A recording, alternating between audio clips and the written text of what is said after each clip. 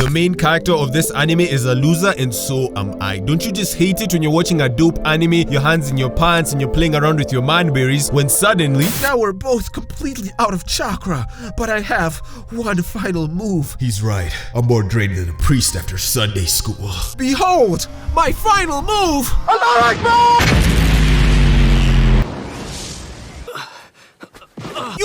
You are out of chakra though. How did you do that? Bruh, don't you have like 72 wives waiting for you? Oh yeah. This is plot armor. This happens when a main character is conveniently allowed to survive a dangerous situation in a story because the author was thinking, we can't kill him. He's the main character. He makes me money. How am I supposed to afford my coke benders and trips to Thailand if I'm broke? You're not a lady? I'm Lady Boy. But what happens when you get an author skilled enough to lower the plot armor in his anime all the way to borderline 0? You get my favorite anime character of all time. Kaiji Ultimate Survivor introduces us to our main character, Kaiji, a jobless drunk with a gambling problem who does nothing all day but sleep, drink, and gamble away all the little money he has. Okay, now I'm just describing myself. He gets a knock on his door one day and a man in shades in a trench coat pulls up to tell him that he needs to pay for a loan he took. Except he didn't take it, his friend did. And because his friend had disappeared without paying it and Kaiji signed it as the guarantee, he has to pay 300 million yen. Kaiji's fucked.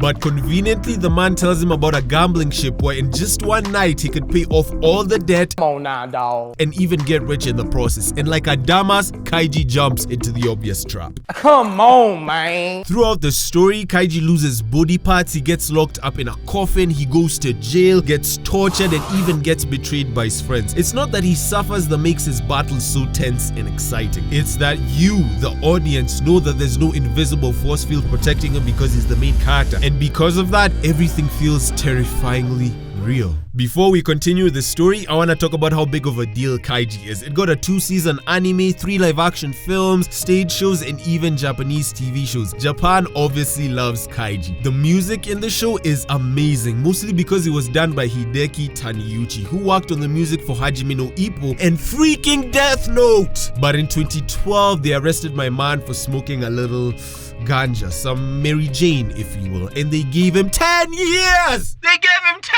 Japan, how are niggas supposed to pull up and save your dying 0 birth rate having population if y'all keep doing this? Just legalize the damn thing, allow foreigners to partake in your brothels, and we are in this.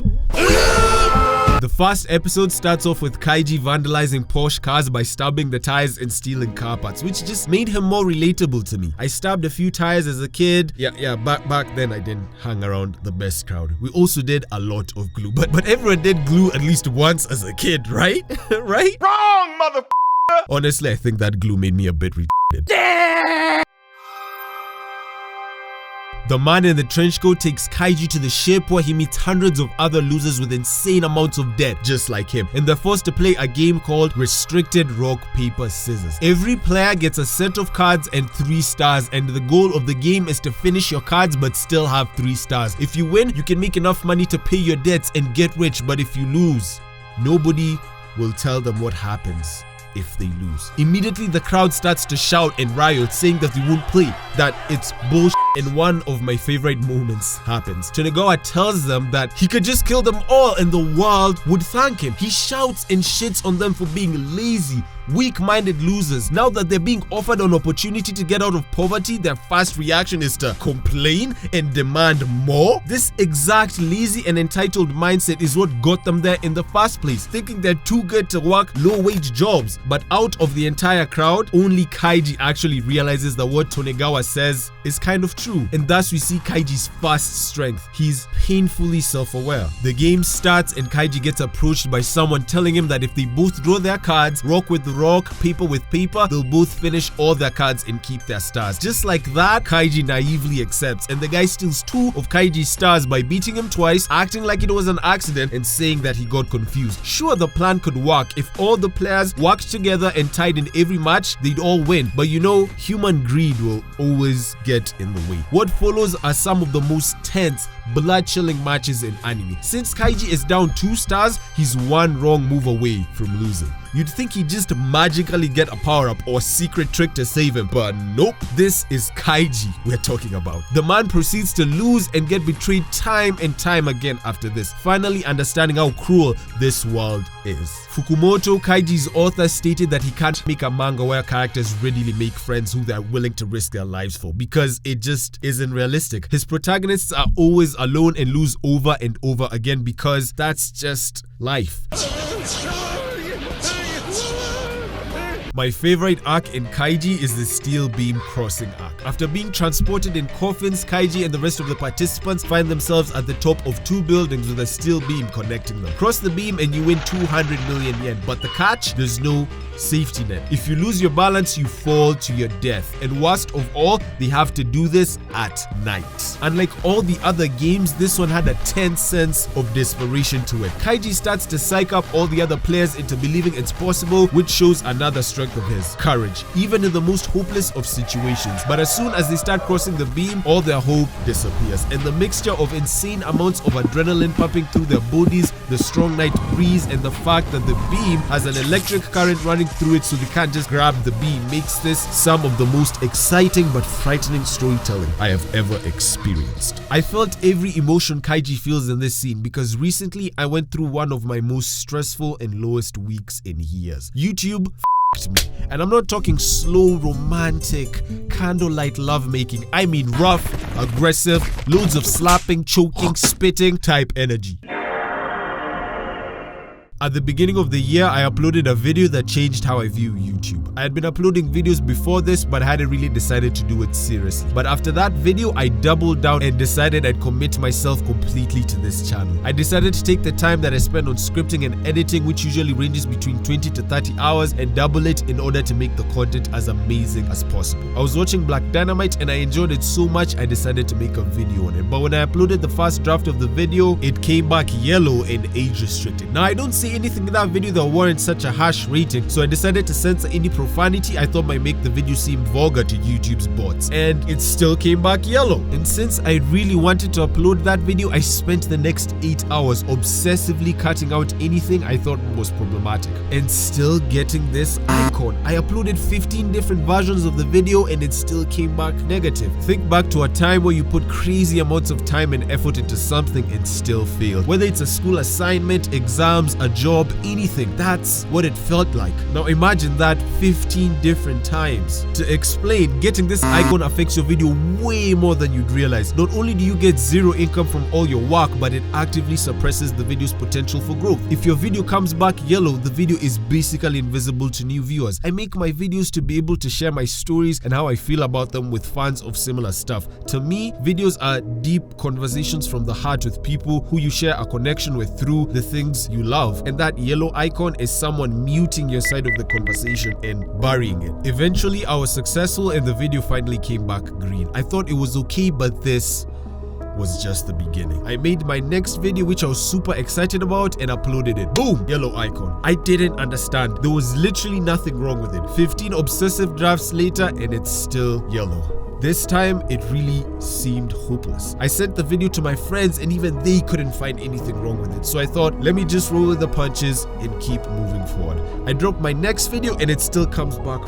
fucking yellow. Cool, let's keep moving forward. Tatakae, let's keep trying again. Until finally, I'm ready to drop my latest video, and while I open up my YouTube studio to upload it, I checked my page and 4 videos had randomly just gotten demonetized. 4 videos that were fine yesterday were now problematic. So now I have 7 videos which I poured my blood, sweat, and tears into getting strikes. YouTube gave no explanation. They just did it because they could. My body shut down. I couldn't take it. I had been suppressing the soul-crushing pain of the 3 recent videos all getting flagged, but to see 4 more randomly just get nuked broke me, man. My chest was heavy. I started breathing weird. My palms were sweaty. I got dizzy, man. I just sat on my chair staring at the wall, just murmuring to myself for like an hour. And it was getting late, so I decided to go to bed, but I couldn't sleep. It's morning and now I'm even more miserable. My chest still feels like someone's stepping on it. Over 200 hours of work is basically useless now. I decided to try an experiment. This whole time it felt like YouTube was being too strict to me, so I re-uploaded my Samuel L. Jackson video, which was monetized in A-OK, and guess what? It comes back fucking yellow. The original video is green, but the second upload is yellow. I was right. It wasn't because of the content that was getting flagged. It was because of me. It wasn't what I said, it's that I said it. During this entire incident, I was talking to Gokanaru, a fellow YouTuber, and he was helping me make sense of everything and figure out how to make my videos come back green. It took two grown-ass men going light Yagami mode to partially figure out YouTube's monetization system. And they say that the monetization status doesn't affect views. It does. They're full of guys. This is the third day after they nuked me, and I could feel my lifespan decreasing from all this. So Gokanaru just tells me to request a manual review for the vids, which usually comes back negative and almost never works. But at this point, I am so defeated and tired that I do not care. I request the review for all the vids and finally go to sleep after 2 days. All the videos came back monetized. Yeah! Every single video was fine. After review, they found nothing wrong with all the videos.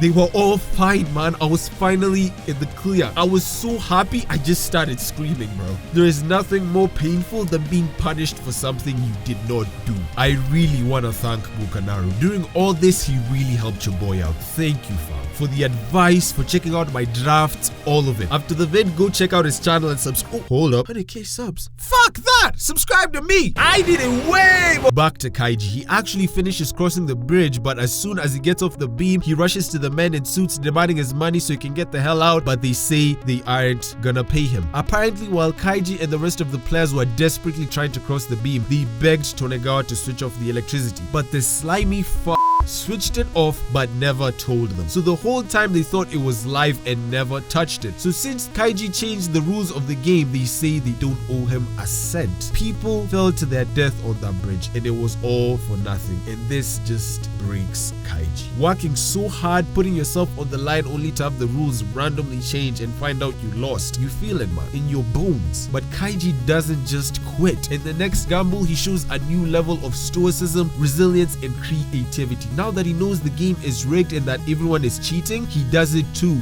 but better, which shows Kaiji's most powerful strength, his adaptability. After experiencing such an extreme fear, you grow. Not only will things frighten you less because you've already gone through worse, but you transform for the better and rise above that fear. I'd like to think the same thing happened to me. The act of uploading my videos and waiting to see whether YouTube would nuke it used to have me terrified, but after the incident, every time I upload, I am strangely calm, regardless of the result. But that's not to say that problems will just vanish, but you're gonna grow strong enough to face them. Kaiji learns after every single failure but still continues to sometimes lose. When I do jobs like music videos, weddings, and films, I love the creative aspect of it, but I still have a boss or client whose instructions I have to follow. Honestly, shooting music videos also has its advantages, but I love making YouTube videos. The satisfaction I get every time I finish editing a new video and hit export on my laptop is just something else. But it won't always be good times. But just like Kaiji, I'm not scared anymore. So that's why I love Kaiji and his zero plot armor, because Kaiji is a loser and so am I.